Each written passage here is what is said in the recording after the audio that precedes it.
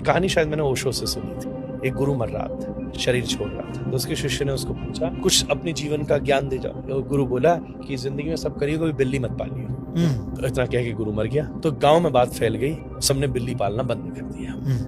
और वो जो व्यक्ति था उसके भीतर क्यूरियोसिटी खत्म नहीं, यार ये क्या मतलब हुआ। 80 साल जिसने साधना करी, उसने मरते कहा बिल्ली मत पालना, ये क्या ज्ञान हुआ।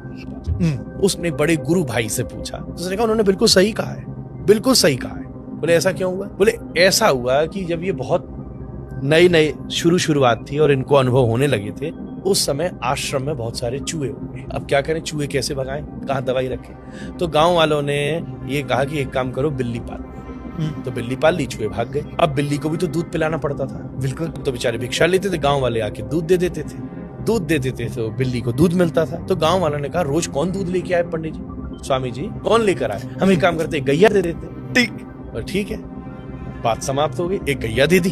अब गैया दूध देती है, दूध बिल्ली पीती है, बिल्ली चूहे मारती है।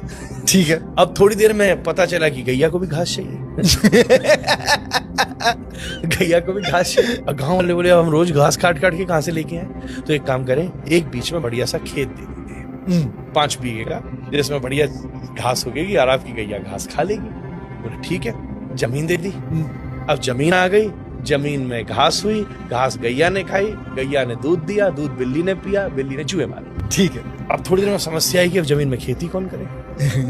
बड़ी समस्या हो गई और बड़ी मुश्किल होते होते अब क्या करें। बोले एक काम करें, एक गांव में एक विधवा रहती है, इसके पास कोई काम नहीं, आपके प्रति श्रद्धा रखती है, तो एक काम करें, इस विधवा को जमीन दे दें, वो खेती करेगी, ध्यान रखेगी, ये सब संभाल लेगी, गैया को खिलाएगी, सब काम करेगी, नहीं तो झंझट हो जाएगा।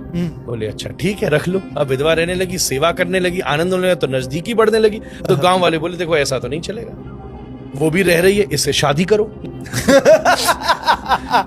तो स्वामी जी ने शादी कर ली। ठीक है, अब शादी कर ली तो बच्चे हो गए। अब बच्चे हो गए तो फिर बच्चों की शादी करनी पड़ी। इसलिए मरते मरते गुरुजी बोल गए चेला बिल्ली नहीं पालता।